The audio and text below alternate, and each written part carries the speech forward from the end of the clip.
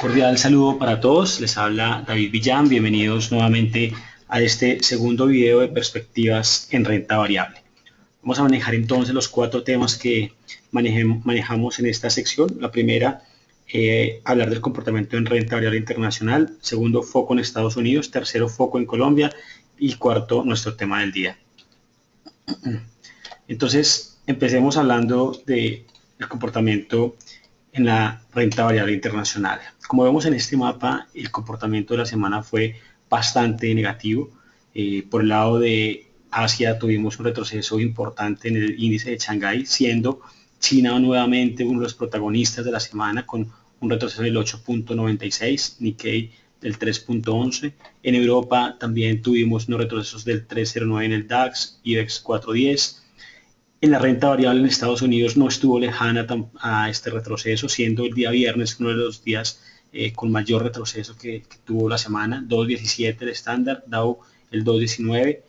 Y por el lado de la TAM, realmente la única bolsa que tuvo un comportamiento positivo fue Colombia con 0.45, mientras Brasil retrocedió el 5% y Chile el 2%. De esta manera entonces los puntos más importantes de la semana estuvieron relacionados con China, en donde medios hicieron comentarios de que algunos bancos ya no estarían aceptando acciones como colateral para préstamos, generando con esto entonces ventas importantes y una intención de venta por parte de quienes tienen en su poder las acciones. También se habló de que los préstamos mes a mes se han reducido y todo ello se unió también a escenarios con el yuan que movieron a que el mercado en China tuviera unos retrocesos importantes. Por otro lado, el segundo protagonista de la semana fue el petróleo, en donde Irán se conoció que se acerca a introducir ya petróleo en el mercado. Es algo que ya sabemos con anterioridad que viene pasando, que va a venir a hacer en este año. Sin embargo, se conoció que se ha venido cumpliendo en una mayor medida las metas de reducción de su programa nuclear y con base en ello entonces se incrementaron las posibilidades de que en la próxima semana ya se levantaran las sanciones y con base en esta lectura el petróleo tuvo un retroceso por debajo de los $30. En medio de esto entonces el comportamiento de la renta variable internacional sigue siendo negativo, una segunda semana del año bastante fuerte con retrocesos, de la cual en el mapa solo el mercado en Colombia tuvo un comportamiento casi flat, casi en el mismo nivel en el que cerró la semana anterior. Vamos al foco de Estados Unidos y miremos que entonces este es el comportamiento de los sectores. Miremos que el único sector que tuvo un comportamiento positivo fueron los utilities con 0.7%, y el comportamiento negativo estuvo encabezado por los materiales financieros, consumo, real estate, transporte y tecnología, que tuvieron retrocesos importantes. Evaluemos entonces el sector de materiales, que fue el que mayor retroceso tuvo, 4.4%, con una variación anual que lleva al momento del 7.7%, no año corrido, sino año de hoy hasta hace un año, mientras Utilities, que subió el 0.7%, lleva una variación anual del 13.1%. Entonces, mirando materiales, vemos que la relación o la variación del múltiplo actual, cada uno de esos múltiplos es el price to earnings, el price to book value y el EBITDA frente al promedio histórico, nos da una medida de qué tan alejado está el precio actual de su promedio o el múltiplo actual de su promedio. En este caso, como vemos en color verde, en su mayoría todos tienen un precio o un múltiplo actual por debajo del promedio histórico, indicando con ello potencial de valorización si el múltiplo o el precio se acercara al múltiplo histórico. De esta manera también el price to book value para materiales está en una diferencia de un 22% y EBITDA del 15%. Y si miramos utilities, que tiene una mayor proporción, entonces price to earnings con una variación del múltiplo actual frente al histórico del 3.9, price to book value del 3% y EBITDA del 6%.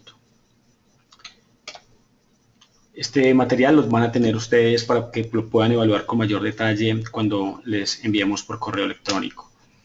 Cuando miramos entonces los principales datos de la semana, vemos que por el lado de la economía se conoció el optimismo económico que estuvo por debajo en un 47, un nivel por debajo del 50 y por debajo del esperado. Inventarios de petróleo que fueron positivos, sin embargo, los inventarios de gasolina estuvieron en un incremento importante y fue el dato negativo de este reporte.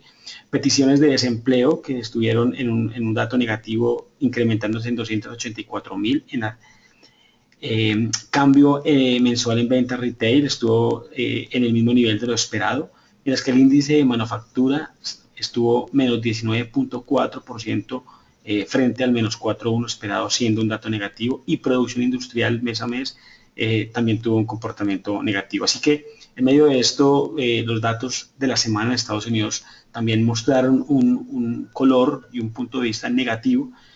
Y por el lado de los resultados corporativos se conocieron los siguientes. Alcoa, que reportó, aquí tenemos el valor de la utilidad por acción que reportó frente al estimado, y aquí en la parte final la variación. Entonces, Alcoa reportó utilidades 135 por encima de la expectativa.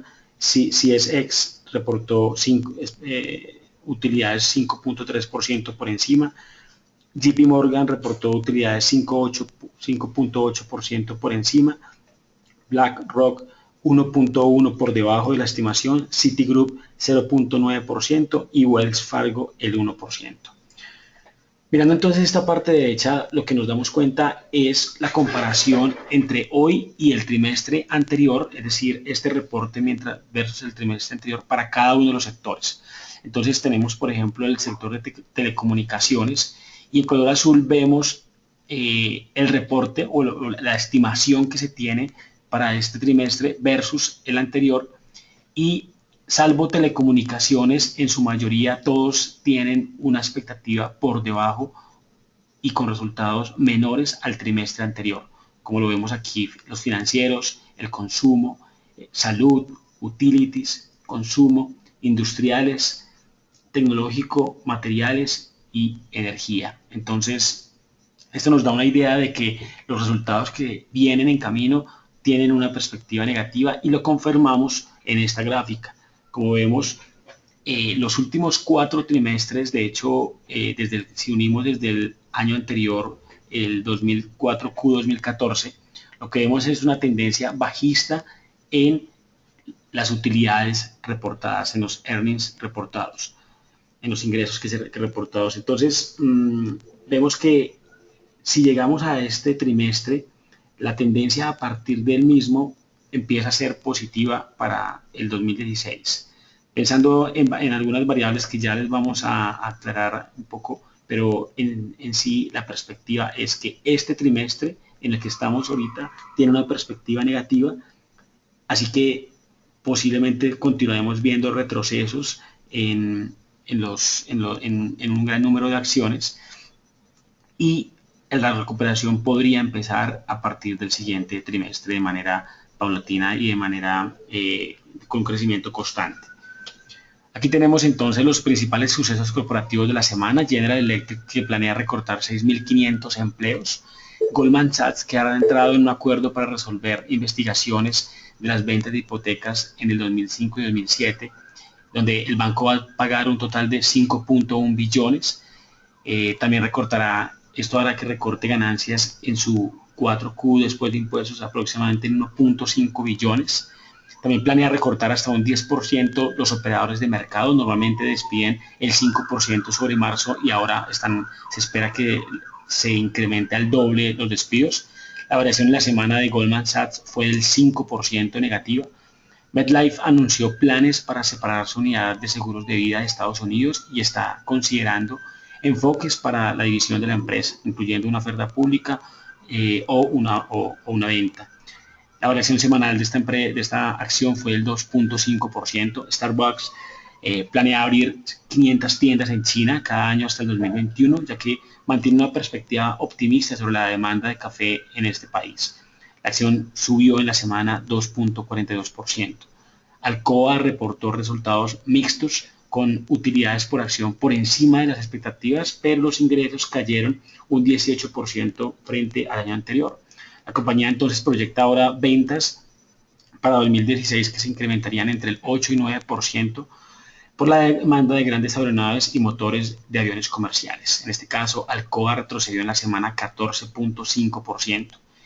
Finalmente, United Airlines anunció ingresos por pasajeros que cayeron 5.7 y 6.25 año a año, pero podrían haber caído más de lo esperado por los ataques de noviembre en París, que desencadenaron la menor demanda y los menores precios de petróleo, que adicionalmente también perjudican la venta a clientes. Esta acción de United cayó el 11.6%. Esas son las principales noticias corporativas que se tuvieron durante la semana en las acciones de estado que componen el Standard & Poor's. Esta balanza de renta variable nos sigue mostrando una inclinación más a la parte derecha, es decir, a la parte negativa. Vemos que las variables siguen siendo la misma: China, petróleo, la Fed, acciones con múltiplos sobrevaloradas, acciones que tienen unos múltiplos altos por encima, ya en niveles que podrían tener un rebote y un ajuste en su múltiplo, déficit de financiación corporativa y márgenes de rentabilidad corporativos que han decepcionado. Es que por el lado positivo mantenemos la economía local mostrando crecimiento, el dólar fuerte y los niveles importantes que tienen en esas acciones en Estados Unidos en cuanto a liquidez. En esta gráfica, ya mirando un poco de perspectiva hacia lo que viene esta semana, lo que se analiza en esta tabla es situaciones en donde durante 2 semanas consecutivas ha sucedido un colapso en el mercado americano.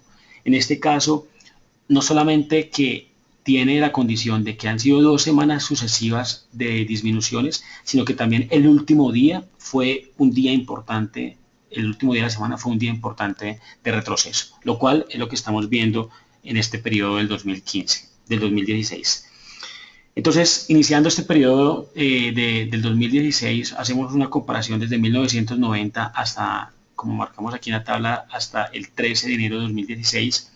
Y lo que vemos es qué pasó en la siguiente semana, en el siguiente día, en la siguiente semana y en el siguiente mes. Como vemos, cada uno tiene un comportamiento diferente, en su mayoría más positivo que negativo. Son pocos los comportamientos negativos que vemos en este marco de tiempo. Y abajo tenemos el promedio. Entonces decimos que si miramos el promedio, el siguiente día, es decir, el siguiente día hábil en la bolsa de Estados Unidos de la otra semana, subiría un 1.56. La semana en promedio estaría subiendo 1.48 y el mes estaría subiendo un 2.27.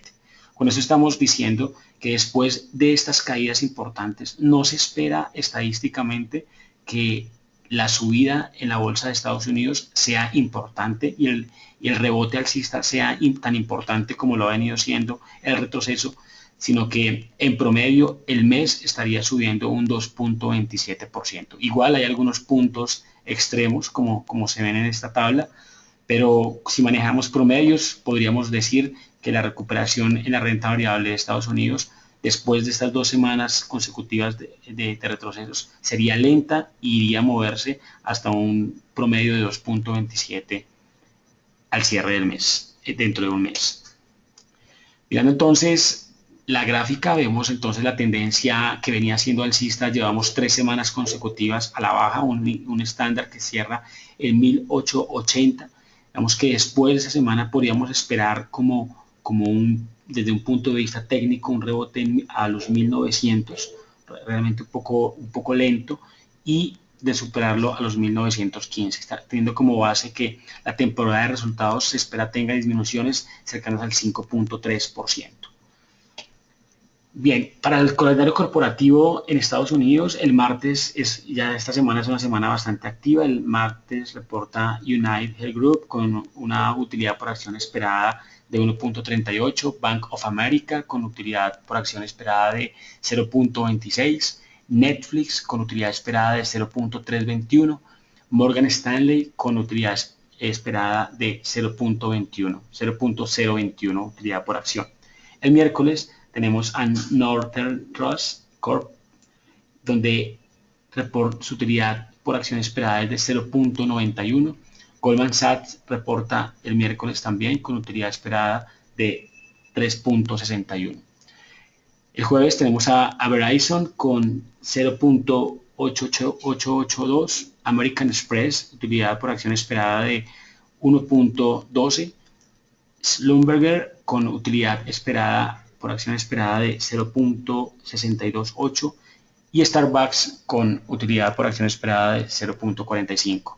Finalmente el viernes General Electric reporta resultados con utilidad esperada de 0.494. Así que tendremos una semana bastante importante en términos de resultados y los mismos nos irán dando también un norte, al igual que los fundamentales de China y petróleo, que han venido siendo los que han venido moviendo los mercados bursátiles en las anteriores 2 semanas. Bien, pasamos entonces al foco de renta variable Colombia. En este caso, nuestro índice subió el 0.45 con la parte más relevante. Estuvo por el lado de Isagen con una subida del 13.6%, Da Vivienda 4.5 y Semargos 2.9 acompañado de Banco de Bogotá. Mientras que la parte negativa estuvo por el lado de Pacífico y Rubiales, que en la semana retrocedió el 68.8%, Canacol el 14%, Avianca el 4% y Ecopetrol el 3.6%. Esta semana a nivel de datos económicos conocimos que la producción de petróleo en el año estuvo en 1.005.400 barriles de petróleo en promedio diario, siendo por encima de la meta del millón. También un recaudo tributario en pesos que estuvo en 100.23.7 billones en el año, siendo 9 billones por encima del 2014, y una inversión extranjera directa que cerró en 2015 en 11.427 millones, retrocediendo el 24.36 frente al año anterior. Como datos económicos que conocimos durante la semana. Las cifras de abajo son cifras vigentes, el PIB en 3.2, la inflación en 6.7 y el IPP del mes en 1.53. Las noticias corporativas más relevantes estuvieron por el lado de Nutresa, en donde Goldman Sachs subió el precio objetivo de 24.000 a 24.239, no muy importante el incremento, pero mantuvo su recomendación, en este caso en neutral Goldman Sachs. Pacific confirmó a la Super la oferta que lanzó Harbor por sus bonos senior. En este caso también reveló que la compañía y sus prestamistas acordaron prorrogar la fecha límite para liquidez hasta el 21 de enero y adicional solicitó un periodo de gracia para el pago de sus intereses de los bonos que vencen este 19 y 26 de enero. Pacífico Rubiales, como decíamos, retrocedió en la semana 68%, mientras Isagen llegó a la subasta. En este caso ahora se están esperando las 2 OPAs y se está esperando también entonces que se desarrolle el proceso siguiente para llegar al final de recoger a los inversionistas minoritarios al precio de 4.130, una acción que subió el 13.6. Y ETB salió una noticia el día viernes donde la junta directiva nombró un nuevo presidente, un nuevo CEO, el doctor Jorge Castellanos Rueda. En este caso, lo casual es que esta postulación, esta persona estuvo postulada por el futuro alcalde de Bogotá, Enrique Peñalosa, y la casualidad también de que anteriormente Jorge Castellanos se desempeñó como presidente de Bancafé y lideró en su momento el proceso de privatización de Bancafé.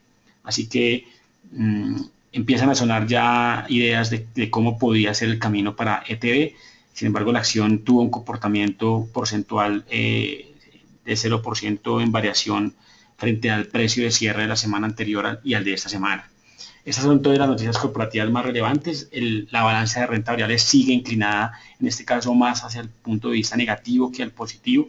Siguen siendo los mismos puntos que hemos venido manteniendo. Mientras que la parte técnica vemos entonces una semana que el Colcap tuvo una semana de indecisión en donde intentó retroceder y termina cerrando casi al mismo nivel de cierre de la anterior semana. Digamos que se destaca que la volatilidad a nivel internacional bursátil, el menor precio de petróleo y la fortaleza del dólar no pegaron y no tuvieron un impacto tan importante en términos de precio y de retrocesos. Básicamente por Isagen, el incremento de Isagen que ayudó a tener un punto un poco neutral. Ahora entonces pensamos que esta semana, pensando también que en renta variable en Estados Unidos puede haber y a nivel internacional puede venir un respiro leve, también pensamos estimamos un respiro leve en el call cap y de 1103 tenemos una estimación de que podemos ir a buscar los 1130 y los 1140. A nivel de datos, el índice no tenemos datos esperados para esta semana importantes a nivel económico, ni tampoco tenemos reporte de resultados ni pago de dividendos en esta semana. Bien, nuestra cuarta sesión y para finalizar es el tema de Pacific Exploration. Entonces, en este caso es un documento que les vamos a compartir en la semana, pero resume nuestro punto de vista para la compañía. Aquí tenemos la producción, cómo viene siendo la producción de la misma, y tenemos en color morado lo que es Campos Rubiales. Sabemos que Pacific Rubiales va a perder Campos Rubiales a partir de junio de este año, así que va a tener esta disminución que vemos en producción en la presentación. A nivel de costos operacionales se ve un comportamiento positivo. Vemos que los costos operacionales de Pacific Rubiales están en $21 por barril de petróleo y que su utilidad por barril está en 30.8. Así que aquí tenemos una combinación de lo que es la utilidad por barril y el costo que nos lleva a este nivel de 52 en total la suma, tanto del costo como de la utilidad. Siendo entonces una utilidad que todavía se mantiene en unos niveles estables durante el transcurso de este año. Tenemos por la parte derecha una situación muy importante relacionada con la deuda. Miremos un poco el detalle. Del 100% de la deuda, el 75% son bonos y el 25% son entidades financieras. El perfil de vencimiento de la deuda en términos del nominal lo tenemos en color verde en color azul para los bonos y en color amarillo para la deuda a nivel financiero. Entonces, lo que vemos es que la presión de Pacific Rubiales en el 2016 en principio es menor al 2017 y a los demás años. Así que en principio se pensaría que a nivel de deuda no tendría una presión importante. Sin embargo, cuando sumamos a este monto de capital, le sumamos el pago de intereses que debe hacer, ya la foto cambia y termina siendo un nivel de deuda para el año nominal más intereses de cerca de 440.000 millones. En este caso, este monto es bastante interesante compararlo contra el flujo de caja que está generando Pacific. Vemos que a nivel de flujo de caja operacional, de inversión, de financiamiento y haciendo una suma de estos flujos, vemos un valor al final de septiembre de 155.000, que si le sumamos la caja con la que viene en su balance, nos da un valor al final de 488.000 millones. En este caso, podemos comparar estos 488.000 contra los 440 que tenemos aquí y vemos que está demasiado apretado el nivel que tiene de caja actualmente, de generación completa de caja versus lo que al 2016 va a tener que pagar. Está viendo que además va a tener que hacer algo en términos de plan de inversiones, no tendría casi para poder invertir, no tendría un margen de inversión, ni tampoco tendría que hacer una emisión de deuda, lo cual en este momento es improbable casi improbable que haga una nueva emisión. Así que realmente desde nuestro punto de vista vemos corporativamente Pacific en una situación de iliquidez, en una situación bastante negativa durante este año y precisamente hacemos unos modelos de probabilidad de default de Pacific, uno cuantitativo y uno cualitativo bajo un modelo de Altman, en donde el Z que nos mide la probabilidad de default nos dice que la probabilidad de que Pacific vaya a la quiebra es alta. Esto es un modelo basado en indicadores. Y este otro modelo basado ya en mediciones cuantitativas nos habla de que la probabilidad de default a un año también bajo este modelo es alta y que el recovery value está en cerca del 53%. Todo esto nos resume un punto de vista bastante negativo para Pacific, lo cual plasmamos en estos puntos que los van a tener ustedes en la presentación, los puntos que consideramos a favor, los puntos que consideramos en contra, que ya los hemos venido nombrando, y el evento relevante que ya lo vamos a detallar en un momento en la gráfica que les muestro a continuación. En una gráfica que les voy a mostrar más adelante. Entonces, antes de llegar a ello, quisiera mostrarles un resumen que tenemos del comportamiento de cómo se movió el mercado en relación a Pacific Rubiales. Es bastante interesante ver cómo esto nos muestra una foto del año y nos muestra cómo los extranjeros han bajado en gran manera todo lo que tiene que ver con compras y ventas a nivel de Pacific Rubiales. Los fondos de pensiones tampoco han estado invirtiendo en Pacific Rubiales como vemos en este caso. Quienes sí han estado moviéndose en Pacific Rubiales, aunque en una menor medida de lo que fueron los primeros 5 meses del año.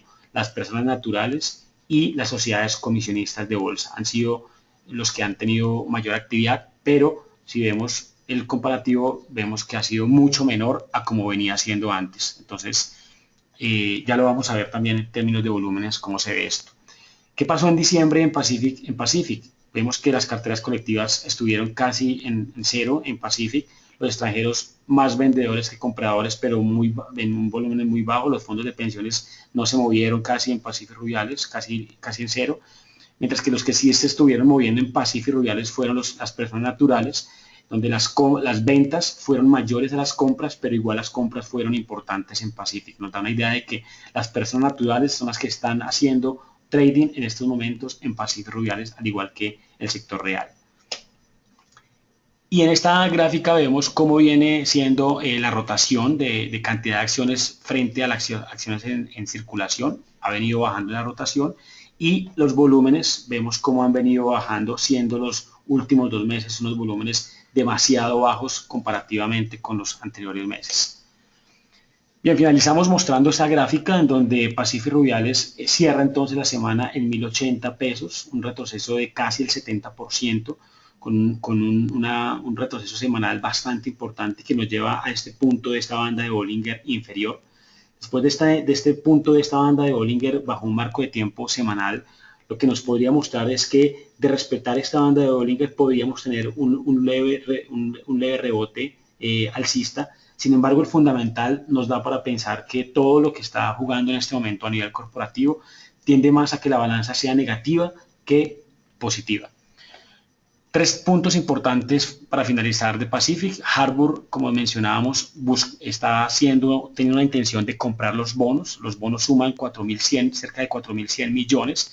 Y pues en este caso la oferta por estos bonos evidentemente estaría siendo por un valor mucho menor al valor 100 que tuvieron en su momento estos bonos. Así que aquí va también a empezar a surgir qué tanto puede ser aceptado por los tenedores de bonos y que evidentemente también requiere una aprobación y una serie de eventos que corporativamente pueden detener un poco este proceso, pero que en principio esa es la oferta, ese es el interés de Harbour Energy, la misma empresa que el año anterior intentó hacer una compra de las acciones de Pacific. Aquí es importante resaltar que en este caso la oferta no es por la parte accionaria, sino es netamente por los bonos. También Pacific solicitó el periodo de gracia de 30 días. Esto hace evidente que su nivel de liquidez es importante, es bajo.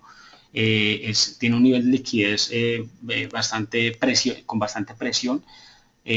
Lo que pidió es prorrogar el pago para los intereses que va a pagar el 19 de enero y el 26 de enero, así que se mueve estas fechas un mes más y tiene este mes más para poder generar caja para poder hacer los pagos de estos bonos. De no hacerlo, entraría en una situación de default. Finalmente, la compañía se encuentra en este momento en una negociación con sus tenedores, con sus prestamistas. En este caso, por un valor cercano a aquí lo teníamos, cercano a 1.187 millones en el 2017 y cerca de 116 millones en el 2016, y lo que está haciendo la compañía en este momento es negociar 2 covenants que tiene como restricción. El primero, lo que le exigía este covenant es que su relación deuda sobre EBITDA estuviera por debajo de 4.5 veces. la deuda sobre EBITDA, lo cual no se ve viable teniendo en cuenta que el EBITDA va a seguir disminuyendo y la deuda, al mantenerse en niveles altos, pues este ratio se va a deteriorar. Y por otro lado, también había un requisito en relación a mantener un patrimonio mínimo, y ese patrimonio ya la compañía está por debajo de ese patrimonio, así que es un covenant que está sujeto a negociación. Ahora, lo que se está buscando y lo que hace referencia a este 21 de enero es que una fecha que había clave para esta negociación de covenants era el día 14 de enero. En este 14 de enero, Pacific tenía que entrar a negociar también un covenant relacionado con su caja y con su nivel de mantenimiento de caja para poder que sus prestamistas hagan prórroga o hagan una excepción de esos dos covenants que mencioné anteriormente. Y lo que sucedió es que mueven esa fecha del 14 al 21 de enero. Así que todo esto indica una situación bastante presionada para Pacific y una situación que se ve reflejada también en la cotización de la acción, en la cotización de sus bonos y en el perfil que se está manejando de alto riesgo para esta empresa. Obviamente, en este momento hay clientes y hay inversionistas que tienen una intención por un perfil de alto riesgo en entrar en esta acción. Evidentemente, esa es la palabra, alto riesgo, y desde nuestro punto de vista corporativamente es una alternativa que desde el punto de vista fundamental y corporativo no tiene un sustento importante, pero no se descarta un rebote técnico por fuera, sabiendo lo que esta empresa maneja al fondo de todas sus decisiones que viene tomando. Entonces, este es el resumen de Pacific Rubiales. Estamos entonces terminando con esto el comité de esta semana. Muchas gracias a todos. Estamos muy atentos para recibir sus comentarios e inquietudes. Aquí están nuestros teléfonos, nos pueden escribir. Estaremos muy atentos para seguir informándoles en la próxima semana. Muchas gracias a todos y un feliz inicio de semana.